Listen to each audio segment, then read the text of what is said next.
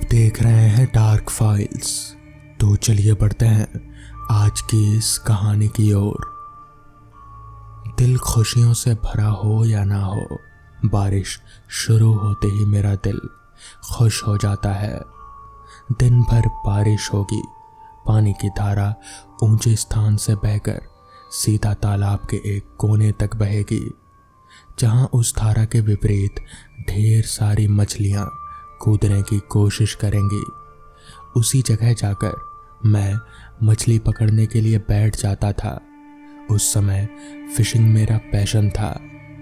दिन के दौरान मछलियां रात की तुलना में अधिक उठने की कोशिश करती हैं। चारों ओर अंधेरा, हाथ में टॉर्च, एक सख्त डंडा, सिर पर छतरी और कमर पर एक थैला लिए मैं मछली पकड़ने की आदत में बाहर जाता था। बेशक घर के पिछले दरवाजे से अपने दादाजी से छिपकर जाना पड़ता था। मछली पकड़ने के लिए मेरे चाचा जी मेरा हौसला बढ़ाते थे। उस रात बहुत बारिश हुई थी। मेरा मन उत्साहित है कि मैं कुछ ही देर के अंदर बाहर जाऊंगा और तालाब के किनारे चुपचाप बैठकर मछली पकड़ूंगा। मैं सड़क को देख रहा हूं। अगर मुझे किसी की टॉर्च की लाइट तालाब के किनारे दिख गई तो समझ जाऊंगा कि मेरे जैसा कोई मछली शिकारी चुपचाप शिकार करने निकल गया है। ऐसे में किसी का भी मन एकदम खाली हो जाएगा। लाइट देखते ही मन कर रहा है कि मैं दौड़कर तालाब के किनारे पहुंच जाऊं। रात के करीब 8 बज रहे हैं। दादाजी सोने जा रहे हैं। जैसे ही दादाजी ने बिस्तर पकड़ा, मैं पिछले दरवाजे से सीधा तालाब के एक कोने तक भागा। मेरे जैसा भोला नामक स्थानीय एक मछुआरा, उन्हें हम दादाजी बोलकर पुकारते हैं, वो मेरे सामने हाजिर हुए। मुझे देखकर वो दादाजी गुस्से से दहाड़ने लगे। उनका कहना है कि मैं मछली पकड़ने में हिस्सा ना लूं। जैसा मैंने सोचा था बिल्कुल वैसा ही हुआ। मछलियां पानी से छलांग लगाना शुरू कर दिया और मैं हर एक को लगन से पकड़ रहा हूं और बैग में डाल रहा था। मैंने बहुत सारी मछलियां इकट्ठा की, फिर घर के पिछले दरवाजे से अंदर आया, एक घड़े में पानी भर दिया और उसमें जिंदा मछलियों को छोड़ दिया, क्योंकि अगर आप जिंदा मछली को बिना मारे रख देंगे तो आप उसे कई दिनों तक खा सकते हैं। अगले दिन दोपहर में जब दादाजी खाने के लिए बैठे तो वो तली हुई मछली और मागुर मछली का शोरबा देखकर खुश नहीं हुए। मुझे भुवर्ग के साथ बुलाया गया। मुझसे माफ़ी मांगने के लिए कहा गया। मैं रात में मछली पकड़ने के लिए क्यों तालाब के किनारे गया था, इसलिए माफ़ी मांगनी पड़ेगी। डर के मारे मुझे घर से निकालने की धमकी दे दी गई। मेरे चाचा जी भी दादाजी के पास बैठकर ही खा रहे थे। दादाजी की गंभीर बातों से मुझे बचाने के लिए चाचा जी ने तुरंत अपना मुंह खोला और कहा, वो मछली पकड़ने नहीं गया था, मैंने इसे आज सुबह बाजार से खरीदा है, खाइए पिताजी। तली हुई मछली स्वादिष्ट होती है। इस यात्रा में मैं बच गया। दादाजी ने दोपहर को सोते समय मुझे बुलाया और कहा, या मेरे पास आकर लेट जाओ, एक कहानी सुनाता हूँ, फिर तुम कम से कम रात में तो कभी मछली पकड़ने नहीं जाओगे। डरे हुए चेहरे और आंख के साथ मैं अपने दादाजी के पास लेट गया और कंबल के नीचे शरण ली। मैंने कहानी को ध्यान से सुनने की कोशिश की। दादाजी कहानी सुनाने लगे। उस समय मैं छोटा था। मैं यानी दादाजी, मैं और तुम्हारे छोटे दादाजी, हम दोनों को मछली पकड़ने का बहुत नशा था। हमारे एक छोटा तालाब रहता था, उसमें बहुत सारी मछलियां रहती थी। तुम्हारे छोटे दादाजी और मैं उस तालाब से मछली पकड़ने की जुगाड़ एक दिन पहले ही कर रहे थे। अचानक घर के सामने के दरवाजे पर किसी ने दस्तक दी। हम दोनों बाहर गए तो देखा कोई नहीं है। मुझे लगा कि यह कोई कुत्ता या लोमड़ी हो सकता है। गांव की तरफ रात में लोमड़ी ज्यादा निकलती थी, मुर्गियां चुरा कर खाने के लिए। घर में घुसने के बाद हम दोनों ने दरवाजे की जंजीर उठाई और तालाब से मछली पकड़ने के लिए चलने लगे। कल सुबह सूरज उगने से पहले उसे बिक्री के लिए पास के बाजार में ले जाने का फैसला किया। हम दोनों में से जो पहले जागेगा वो दूसरे को बुलाएगा, फिर हम एक साथ मछली पकड़ने जाएंगे। ऐसा सोचकर हम दोनों सोने चले गए। चांदनी रात की अंतिम पहर को चांद की जगमगाती रोशनी छा गई। कभी कभी चांदनी रात को चोनाकी से गुजरना हमें बता रहा था कि ये निशुति की रात है, सभी सावधान रहें। मेढक की पुकार और उल्लू की दर्दनाक चीख, और उससे हम समझ गए अभी रात का अंतिम पहर चल रहा है। तुम्हारे छोटे दादाजी ने मुझे पुकारा, भैया भैया उठो, चलो मछली पकड़ने नहीं जाएंगे, सुबह हो गई है, चलो जल्दी, मैं तालाब के पास आपका इंतजार करूंगा, आप जल्दी जाल लेकर आओ। आंखों में नींद लिए मैं झट से उठा और कंधे पर जाल लेकर बाहर चला गया। मैंने देखा चांदनी रात की रोशनी प्रकाशित हुई है, पेड़ों पर फूल गिर रहे हैं। पेड़ के घुमावदार शाखाओं की छाया नीचे इस तरह फैली हुई है कि चांदनी रात में डरावनी दिख रही है। वो दृश्य देखकर कोई भी कांप उठेगा। मैं बगल के बांस के बगीचे के बीच से गुजर रहा था। ओस से नहाए हुए सूखे पत्तों पर चल रहा था। रोशनी की वजह से बांस के पेड़ ऐसे हिल रहे थे जैसे कोई बांस के पेड़ों के नोक पर कूद रहा है। मैं भयभीत निगाहों से बांस के बगीचे को पार कर तालाब के पूर्वी हिस्से में पहुंच गया। मैंने जाकर देखा कि मेरा भाई वहां नहीं था। मैंने तुम्हारे दादाजी को पुकारा, उसने नहीं सुना। मैंने इधर उधर झांकने की कोशिश की और देखा घने कोहरे की आड़ में कोई चादर में लिपटे हुए तालाब के पश्चिम की ओर लेटे हुए अर्जुन के पेड़ के आधार पर बैठा है। भाई को देखकर मन को शांति मिली। तालाब में मछलियों की छलांग काफी हद तक बढ़ गई है। मैंने जाल ठीक किया और उसे तालाब के दक्षिण पश्चिम कोने में डाल दिया। उस समय चारों ओर कोहरा छाया हुआ था, आसपास कुछ भी दिखाई नहीं दे रहा था। मैंने मछली से भरा जाल उठाया और मछली लेने के लिए अपने भाई को बुलाया। तुरंत ही भाई दूसरी तरफ से चादर लपेट कर हाजिर हुआ और जाल के सामने बैठकर झट से मछली उठाकर थैले में भरने लगा। मैं हैरान था, इतनी जल्दी भैया ने मछलियां जाल से निकाल रहा था। भैया का चेहरा ढका हुआ था। घने कोहरे और ठंड के कारण भाई ने अपना चेहरा ढकने के लिए चादर लपेट रखा था। मैंने पूछा, क्या हुआ, बहुत ठंड लग रही है क्या? भाई बिना कोई जवाब दिए तेजी से नेट से दूर चला गया। मैंने सोचा कि शायद इस वजह से बात नहीं कर रहा है कि ठंड लग रही है। अगर आदमी का बात सुनकर मछली पानी के तल के चारों ओर नहीं फैल जाए और ज्यादा हलचल के बिना मैंने जाल साफ किया और उत्तर पूर्व कोने में जाकर जाल फेंक दिया। कुछ बड़ा जाल में फंस गया।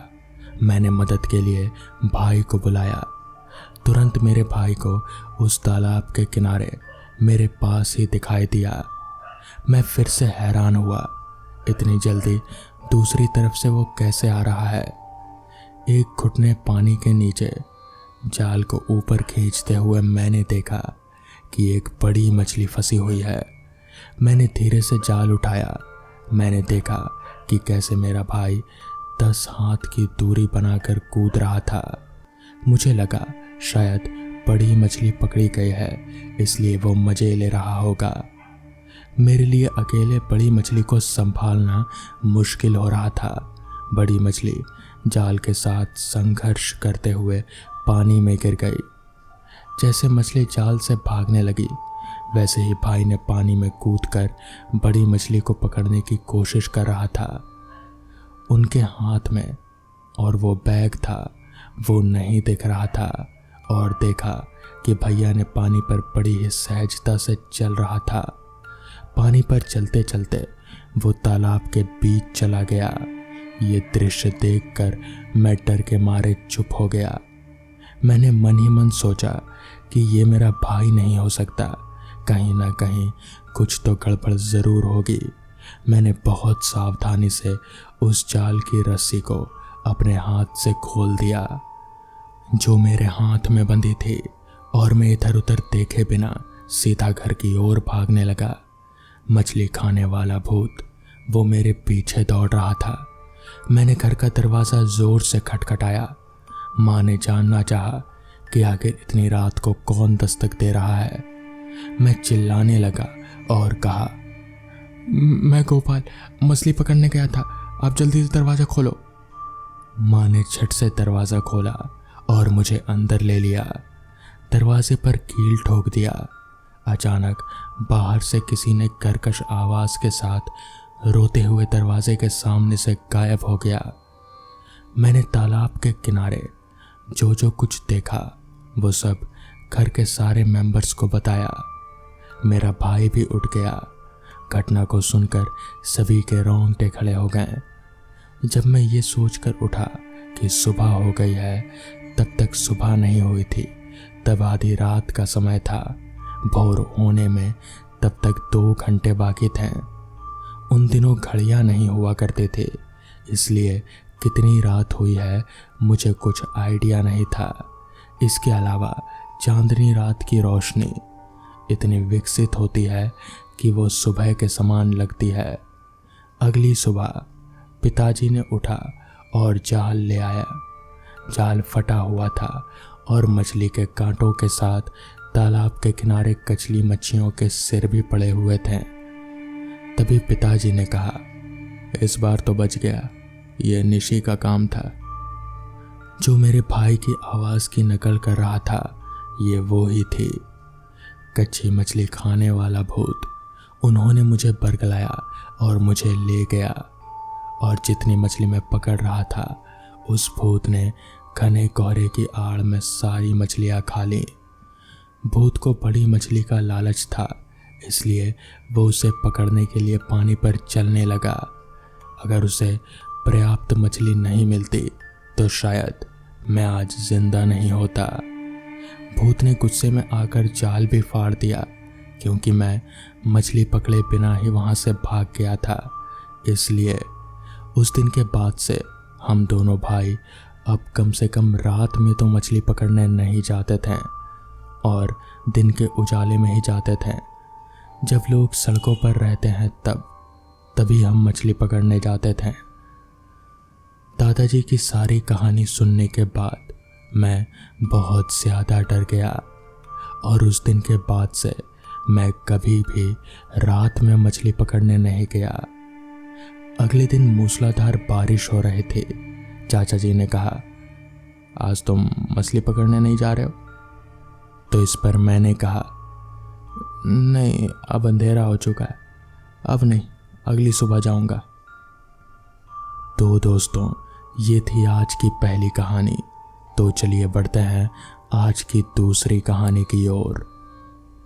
सोमनाथ जानता था कि आज उसे निकलते हुए बहुत देर हो गई है, और आज अमावस की रात है, इसलिए वो बहुत ही तेजी से अपने कदम आगे बढ़ा रहा था। मगर कर भी क्या सकते हैं, आज दिवाली की एक दिन पहले वाली रात है, और आज दुकान पर इतनी ग्राहकी थी कि सोमनाथ को दुकान बंद करते करते काफ़ी देर हो गई। वो तेज कदमों से रास्ते पर चले जा रहा था।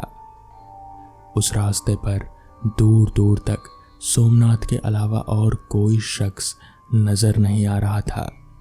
रास्ते के दोनों तरफ घना जंगल था। वो चले जा रहा था और बस चले जा रहा था। रास्ता था जो खत्म होने का नाम ही नहीं ले रहा था। आज उसे घर पहुंचने में देर हो जाएगी, ये सोच सोच कर वो काफ़ी परेशान हो रहा था और इस रास्ते के बारे में जो कुछ भी उसने लोगों से सुन रखा था वो सब भी कहीं ना कहीं सोमनाथ को डरा रहा था। लोग कहते हैं कि इस रास्ते पर एक चुड़ैल का वास है, एक ऐसी चुड़ैल जो लोगों को अपनी बातों में फंसाकर उन्हें मार डालती है। सोमनाथ ऐसी बातों पर विश्वास तो कम ही करता था, मगर इंसान के अंदर डर तो होता ही है और वो ही डर सोमनाथ को अंदर ही अंदर खाए जा रहा था। रास्ता बिल्कुल अंधेरे में डूबा हुआ था। वो एक छोटी सी टॉर्च की रोशनी से आगे बढ़ ही रहा था कि तभी सोमनाथ के कानों में एक आवाज गूंजी, रुको, कहाँ जा रहे हो? सोमनाथ की हिम्मत नहीं हुई कि वो रुक कर देखे, मगर तभी फिर से दोबारा आवाज आई, रुक जाओ, मेरी मदद करो। सोमनाथ चाहता तो नहीं था, मगर आवाज इतनी दर्द भरी थी कि उसके कदम अपने आप ही रुक गए। सोमनाथ की हिम्मत नहीं हो रही थी कि वो पीछे पलट कर देखे, मगर देखना तो पड़ेगा ही, क्योंकि अब वो वहीं पर फंस चुका था। उसके कदम वहां पर जैसे जम गए थे, वो चाहकर भी आगे नहीं बढ़ पा रहा था। सोमनाथ ने डरते डरते पीछे पलट कर देखा और उसने जो देखा वो देखकर उसके पैरों तले की जमीन खिसक गई। पीछे एक बहुत ही भयानक सी दिखने वाली औरत खड़ी थी, एक काली साड़ी और चेहरा ऐसा जैसे बहुत सारे कीड़े रेंग रहे हों। आंखों की पुतलियां नहीं थी, वहां सिर्फ काले काले गड्ढे थे और उसके नाखून इतने बड़े थे जैसे वो नाखून ना होकर कील हों। और वो औरत सोमनाथ को एकटक देखकर मुस्कुराए जा रही थी। उसकी मुस्कान बहुत ज़्यादा डरावनी थी, क्योंकि उसके होठों के दोनों कोने जैसे कटे हुए थे। सोमनाथ को समझ नहीं आ रहा था कि वो क्या करे।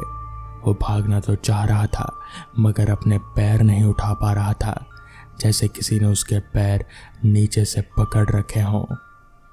उसे कुछ समझ नहीं आ रहा था कि वो क्या करे। वो अब अपनी मौत अपने सामने देख पा रहा था। वो औरत धीरे धीरे अचानक से सोमनाथ के सामने आ गई और तभी अचानक से पीछे से एक टॉर्च की रोशनी उस औरत के चेहरे पर पड़ी और ऐसा होते ही वो औरत पता नहीं कहाँ गायब हो गई। सोमनाथ ने पीछे मुड़कर देखा तो पाया कि उसके पिताजी उस रास्ते पर चले आ रहे हैं। पिताजी ने पास आकर सोमनाथ से कहा, जल्दी यहाँ से निकलो, जितना हो सके जल्दी चलो। इस रास्ते पर जितना देर रुकोगे उतनी ही मौत की संभावना है। जल्दी निकलो, चलो। और फिर जल्दी जल्दी वो दोनों वहाँ उस रास्ते से निकल गए।